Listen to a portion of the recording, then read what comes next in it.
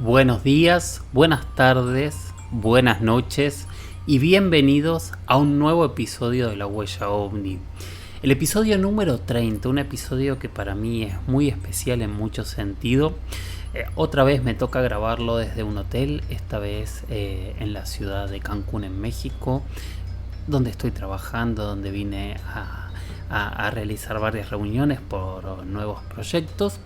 Y me toca hoy desde una habitación con vista al mar estar grabando este episodio. La verdad que me tenté muchísimo de hablar de casos que tuviesen que ver con esta zona, de hablar de cuestiones que tienen que ver con historias mayas, de objetos caídos, por ejemplo en Ichmul, aquí muy cerquita no hace tanto tiempo, pero decidí no hacerlo, decidí seguir la lista. Y entonces vamos a profundizar un poquito más sobre inteligencia artificial. Vamos a hablar de una pregunta que para mí es fascinante, que es qué pasa con ese objeto que apareció en tantos videos alrededor de la Estación Espacial Internacional. Y vamos a hablar de María Sintra en Brasil. O sea, es un programa con muchísima información y quiero meterme rápidamente para poder empezar a analizarlo. Obviamente, síganme en mis redes, recuerden seguirme en Instagram, que soy @JorgeLuisS oficial, en Twitter, que soy @JorgeLuisS_77, y mi mail, que es las historias de George, las historias de George @gmail.com. ¿Para qué les doy mis redes? Para tres cosas básicamente: que me manden las preguntas que quieren que respondamos en La Huella OVNI, y por otro lado para que me manden audios con sus experiencias en primera persona. Cada vez que yo tengo los pongo, y para mí son sumamente valioso poder compartir las experiencias que ustedes han tenido, así que les ruego que sigan enviando estas experiencias en primera persona. Bueno, vamos a ir directamente con las temáticas porque hoy vamos a tener muchísima información, creo yo. La semana pasada, en el episodio anterior, S-Roux nos había pedido que analizásemos si podía ser la inteligencia artificial el mejor aliado o el mejor representante para charlar con extraterrestres que teóricamente llegasen a la Tierra. Estuvimos haciendo un análisis profundo que en realidad fue hacia otro lado. Hablé un poquito de la exopolítica, de qué es lo que plantea la exopolítica y quiénes deberían ser las personas que deberían comunicarse según la exopolítica o representarnos, y empezamos a plantear políticos, religiosos, etcétera, quiénes serían los mejores para hablar con nuestros supuestos visitantes. Pero quedaba responder de alguna manera más profunda la pregunta real, que era si la inteligencia artificial podía ser ese ente, porque ya no estamos hablando de una persona, ese ente que nos representara de alguna manera para poder comunicarse con inteligencias extraterrestres. Para eso hablé con un amigo, sí, le vamos a decir amigo, es una persona que conozco hace un tiempo, que él se contactó conmigo porque éramos columnistas en el mismo programa de radio. Después yo empecé a seguirlo, empecé a leer todo lo que tenía, todo lo que contaba, todas las entrevistas que fue dando. En Argentina en los últimos tiempos terminó siendo el gran referente de inteligencia artificial, creo yo. Él publicó un libro que se llama Cómo piensan las máquinas.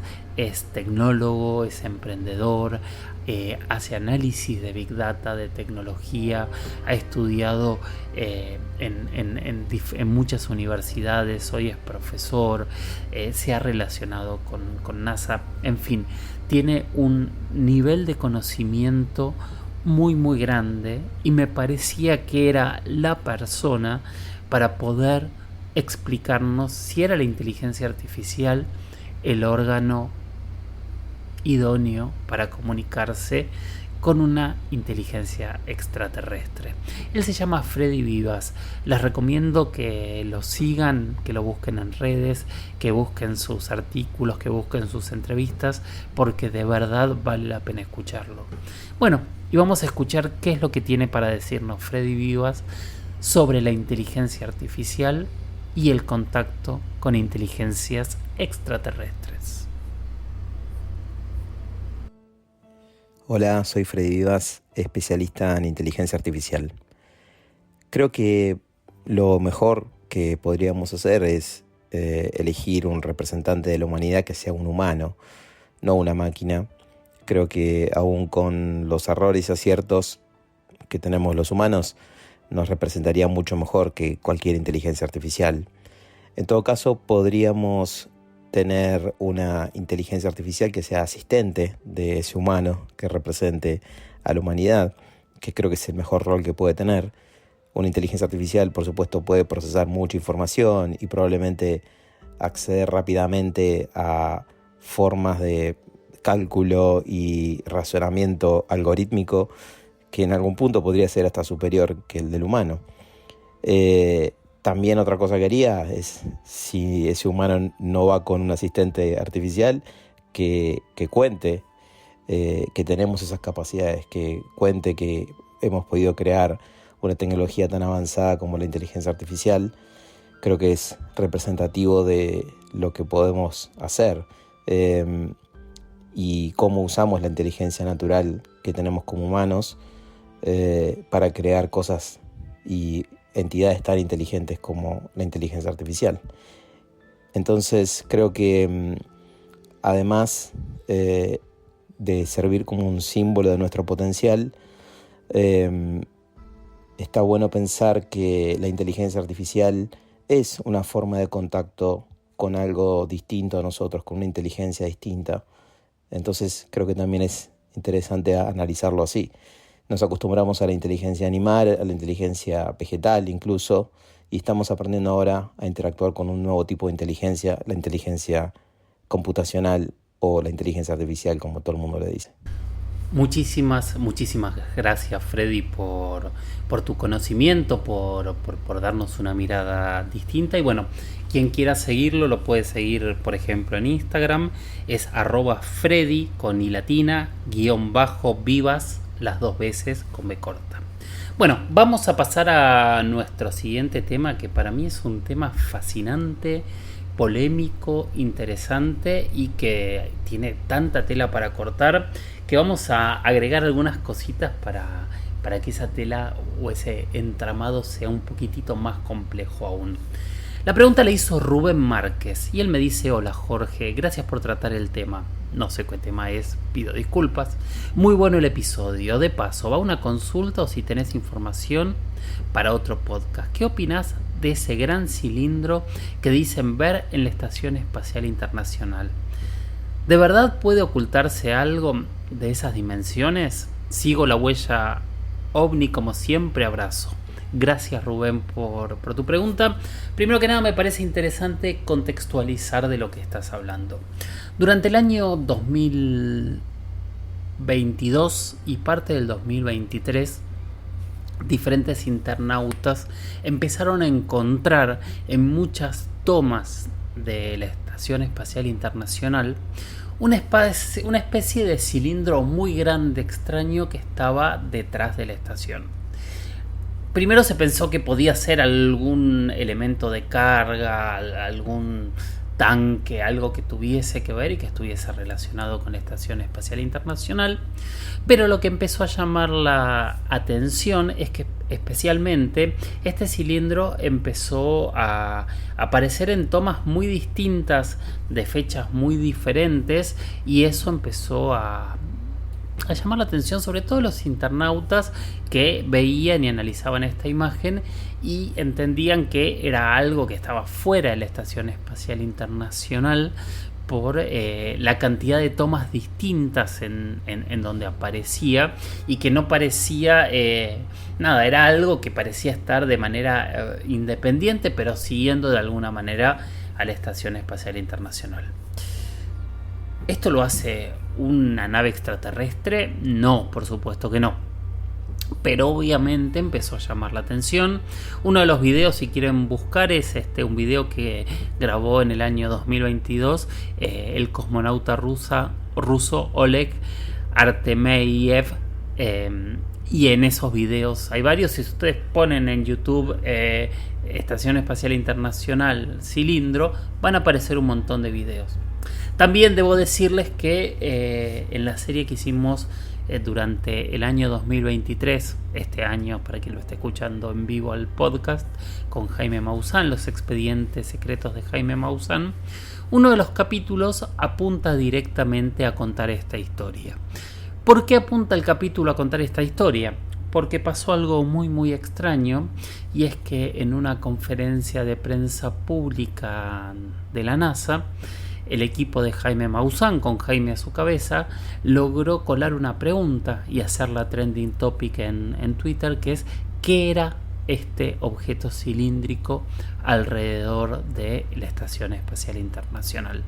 Hubo tantos pedidos de respuesta que en esa conferencia de prensa tuvieron que responderla. Y lo loco es la respuesta que se dio en ese momento, que también está en el programa que les estoy diciendo que hicimos, que pueden ir a verlo, también lo pueden encontrar en YouTube. La respuesta de NASA es: no sabemos qué es. Y ahí es donde todos nos sorprendemos, porque una cosa era tener como respuesta, bueno, es un tanque de carga de oxígeno combustible o lo que fuere, es un módulo de investigación, es un residuo que llegó con algún módulo, no sé, podían ser cientos de miles de respuestas, pero obviamente la respuesta de no lo sabemos con un objeto girando en torno a la Estación Espacial Internacional es lo que a todos nos empieza a llamar la atención. ¿Por qué nos llama a todos la atención? Y básicamente porque desde que comienza la carrera espacial o en los años donde se involucra más al ser humano como testigo directo de la carrera espacial, empiezan a filtrarse algunas declaraciones que hasta el día de hoy no son claras y no tienen demasiado sentido. Declaraciones que, vuelvo a decir, nunca terminan siendo sinónimos de extraterrestres como muchos piensan, pero también empiezan a plantear que hay gente en el espacio que ve cosas extrañas. De hecho, la primera vez que hay una declaración de algo extraño ocurre en 1962. Por ahí hay alguna anterior, pero en 1962 John Glenn es lanzado en una cápsula y orbita la Tierra 3 veces, y lo primero que habla es que él vio algo que lo sorprendió, y él después cuenta que eso que vio a él le cambia su vida a nivel espiritual, y lo que dice que vio fueron unas pequeñas esferas brillantes que acompañaron parte de este viaje, de este orbitar la Tierra 3 veces. La NASA en este caso no reconoció las declaraciones de John Glenn, pero en 1966 otro astronauta, Conrad de apellido, también registró varios objetos luminosos que acompañaron en este caso la misión de la Gemini 11, que también estaba orbitando alrededor de la Tierra. Hay otros elementos y hay muchísimos, y un día, si quieren, hablamos de todos los elementos que hay en torno a la carrera espacial y objetos que llaman la atención. De hecho, hemos hablado muchísimo, hemos hablado de los ángeles que han visto cosmonautas, hemos hablado de supuestos satélites orbitando alrededor de la Tierra, hasta creo que hemos hablado de las diferentes teorías que hay en torno a la Luna. Pero hay un audio que hoy quiero escuchar y que quiero hacerles escuchar, y que es un audio que durante mucho tiempo estuvo guardado y clasificado hasta que se dio a la luz pública y se conoció.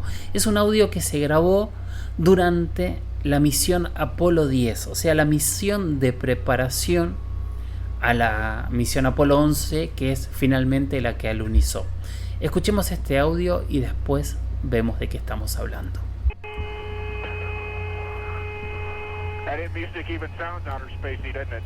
Ahí dicen, suena una música como en el espacio exterior. ¿Escuchan esa especie de silbido?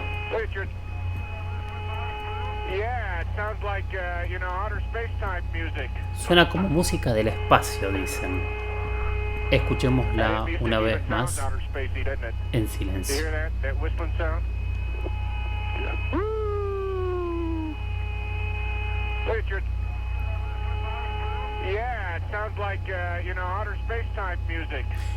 Es una conversación entre los astronautas Eugene Cernan y John Young cuando estaban orbitando, según los relatos, en el lado oscuro de la Luna. Estaban dando una órbita a la Luna y preparando la siguiente misión, como les decía, que iba a alunizar. También la emoción a mí me hace acordar tanto a la emoción que hemos visto en otras oportunidades, como por ejemplo cuando los pilotos del avión de Sedena se encuentran con esos objetos, en el caso de Campeche en 2004, o los audios de los pilotos de la Armada, de la Marina de Estados Unidos, cuando logran captar en los radares los objetos en el 2004, en el 2017, 19 y demás. O sea, esa emoción que parece no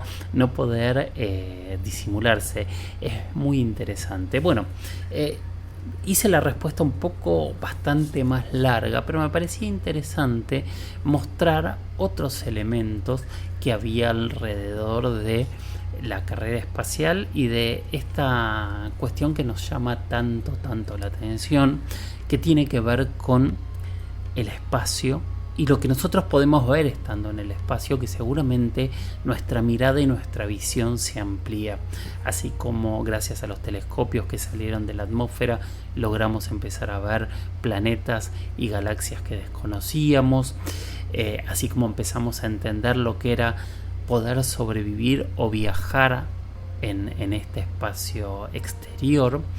El estar ahí también nos abre nuevas preguntas, porque hay muchos objetos que al día de hoy no hemos entendido, no sabemos si son alucinaciones, si realmente están ahí, si son reflejos. Bueno, en este caso, por ejemplo, del objeto que está con la Estación Espacial Internacional, obviamente no es una alucinación. Tal vez en algún momento alguien explique que era parte de la Estación Espacial Internacional, pero la verdad es que ningún experto al día de hoy lo ha hecho, y de hecho en muchos videos tampoco está este objeto. Entonces no es que aparece siempre, como decir, es parte de un brazo que se ve en ciertos lugares, porque también aparece en puestas de cámaras distintas. A mí me parece un enigma válido, y me parece que es un enigma que deberíamos intentar dilucidar para entender qué es lo que hay detrás de este objeto, así como qué hay detrás de cada una de las historias de astronautas con objetos voladores no identificados, porque creo que deben ser las historias más importantes y que más debemos escuchar, porque realmente esa gente son los únicos de nosotros que, hermanados a todos, han estado fuera de nuestro planeta y seguramente han visto cosas totalmente diferentes a las que hemos visto el resto de los seres humanos, que no necesariamente significa que han visto cosas. No estoy diciendo que todos los astronautas guardan secretos de contactos con naves extraterrestres, pero sí hay muchos relatos de muchos que ven objetos que ellos no entienden, y que a veces esas explicaciones terminan siendo ridículas, terminan diciendo no, era un reflejo en el cristal que era tal cosa, y cuando hay un reflejo seguramente es algo que por lógica se debería repetir muchísimas veces. Bueno, espero que la respuesta haya sido la que esperabas. Estoy viendo quién es el nombre, Rubén, y muchísimas gracias por haber escrito. Ahora vamos a ir con la siguiente pregunta, que es de Stefan Queiros, que dice: relato moito bon, y me gustaría, si no hablaste, me dice, hablar del caso de María Sintra en Sao Paulo, Brasil, el 25 de agosto de 1968. Bueno, para hablar de este caso de María Sintra me pareció mucho más interesante hablar con un experto y con un amigo que alguna vez ha participado en la huella OVNI, porque le he pedido varias veces hablar de algunas cosas que él con mucha generosidad nos ha explicado. Él es Tiago Lustichetti. Tiago es coeditor de la revista UFO, es presidente de la Comisión Brasileña de Ufólogos y es director nacional de MUFON por Brasil. O sea, realmente es una de las personas que más sabe del fenómeno OVNI en Brasil. Obviamente hay muchos grandes investigadores en Brasil. Yo a Tiago lo conozco hace muchísimos años, lo entrevisté por primera vez hace mucho tiempo, y aparte para nosotros tiene una enorme ventaja, y es que habla español. Así que gracias, Tiago, y bueno, háblanos por favor de quién es María Sintra. En la madrugada del 25 de agosto de 1968, ocurrió un hecho en el Sanatorio Serafín Ferreira, en Lins, São Paulo, que por su aparición conmovió a la opinión pública, ampliamente difundido por periódicos y revistas del país. 4 meses después del incidente, la Sociedad Brasileña de Estudos de Discos Voladores entrevistó a principal protagonista del caso, Dona María José Sintra, en su casa en Caiçara, São Paulo. Según su testimonio, alrededor de las 5 de la mañana del día 25, se levantó y estaba rezando su oración diaria cuando escuchó ruidos extraños parecidos a un clic afuera, en el patio del sanatorio. Abrió la ventana pensando que era un auto, pero el cambio vio la figura de una mujer frente a la puerta del sanatorio. Dona María le dijo que esperaba y ella abriría la puerta. Se puso su bata de laboratorio y bajó las escaleras hacia la puerta. Como de costumbre, preguntó si trataba de una hospitalización. La extraña mujer respondió en un idioma desconocido y le entregó una botella de unos 20 centímetros de largo. Dona María pensó que la visitante quería agua y la llevó al bebedero automático que había en otro vestíbulo de entrada. Mientras llenaba la botella, notó las características de la misma. Parecía muy bien hecho y tenía cierta belleza. Después de eso, la visitante extendió una pequeña taza para recoger más agua, pero Dona María no sabe de dónde la sacó. De repente estaba en la mano de la extraña mujer. Mientras el visitante bebía, Dona María dijo que allí el agua estaba buena, sin recibir comunicación alguna por respuesta. El visitante miró entonces con interés 2 coches aparcados fuera, visibles a través del cristal de la puerta. Al notar la mirada inquisitiva, el testigo explicó que uno de los autos pertenecía al médico de guardia y el otro al administrador. Después de eso, los dos regresaron por el mismo pasillo. Cuando llegaron al patio, entregó la botella al visitante, quien tomó una mano del asistente y con la otra palmeó amistosamente la espalda de Dona María, mientras pronunciaba las palabras embaúra, embaúra, embaúra. Cuando el visitante salió, Dona María estaba a punto de cerrar la puerta, pero se detuvo al darse cuenta de que el visitante, en lugar de dirigirse hacia la salida, se dirigió hacia los parterres en dirección opuesta a la salida. Este camino la llevaría a los altos muros del patio. En este momento, una luz difusa se encendió sobre la zona del parterre. Dona María se dio cuenta inmediatamente de que se trataba de un objeto con la forma de pera que flotaba a casi 1 metro del suelo. En uno de los ojos del objeto, Dona María vio unas manos activando dispositivos en un panel. Cuando el visitante llegó al objeto, este despegó emitiendo a los mismos estallidos que escuchó Dona María antes del episodio. Observó que en el momento en que el objeto se movía hacia arriba, informó que en ese mismo momento se produjo un apagón en todo el edificio del Sanatorio Ferreira. Muy asustada, Dona María cerró la puerta. Debido al susto, tuvo orina involuntaria y sudoración. Su ropa quedó muy empapada. Tan pronto como la administradora del sanatorio despertó, denunció el episodio. Él no creyó el informe y ella se sintió ofendida por la reacción del administrador y su esposa. Dona María los llevó al lugar donde había caído el objeto y quedaron perplejos al encontrar dentro del sanatorio huellas de zapatos, tanto de Dona María como del visitante. Afuera, sobre el césped, había una depresión circular de hierba carbonizada de aproximadamente 2 metros de diámetro y 15 metros de profundidad.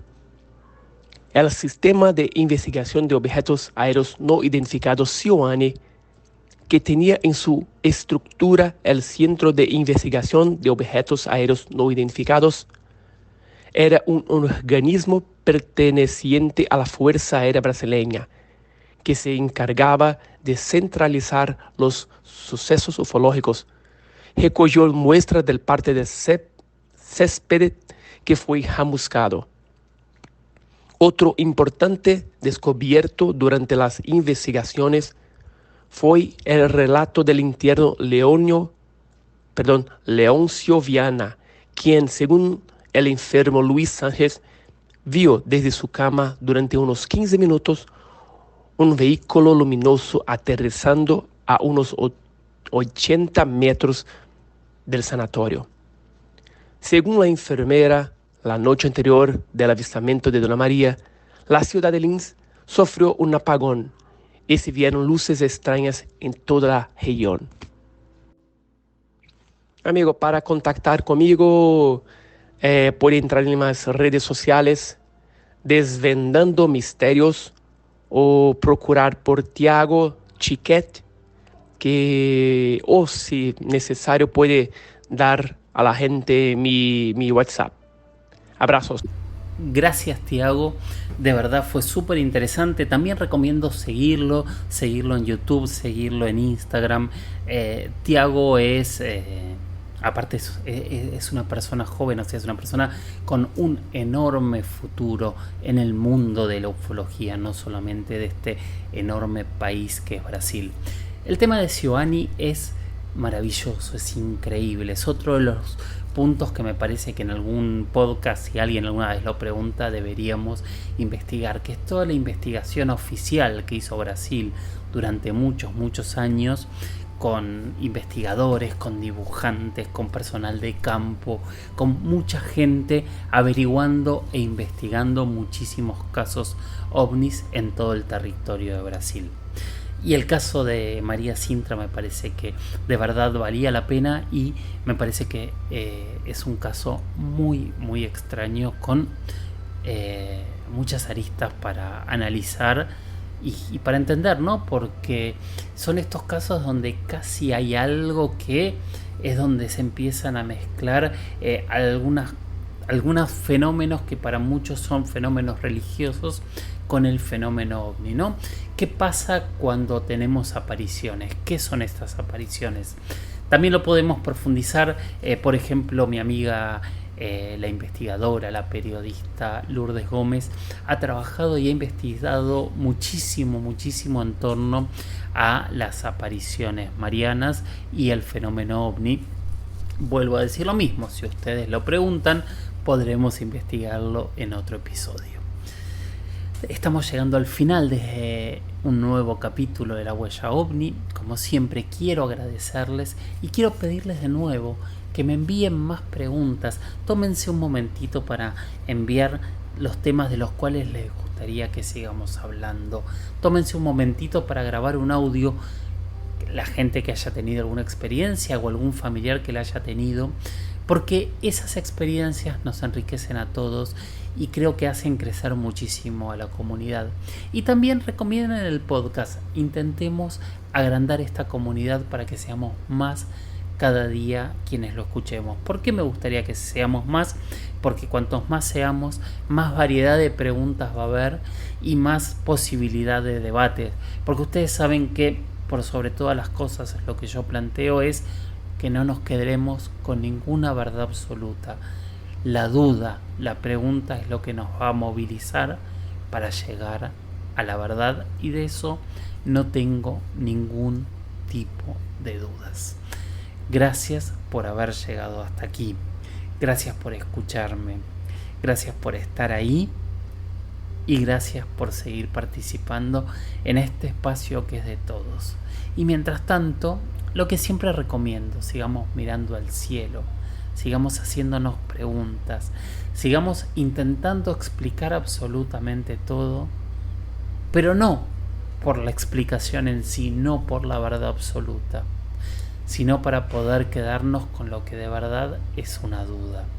Y esa duda, busquemos explicarla a través del conocimiento, a través de escuchar y de conocer todo.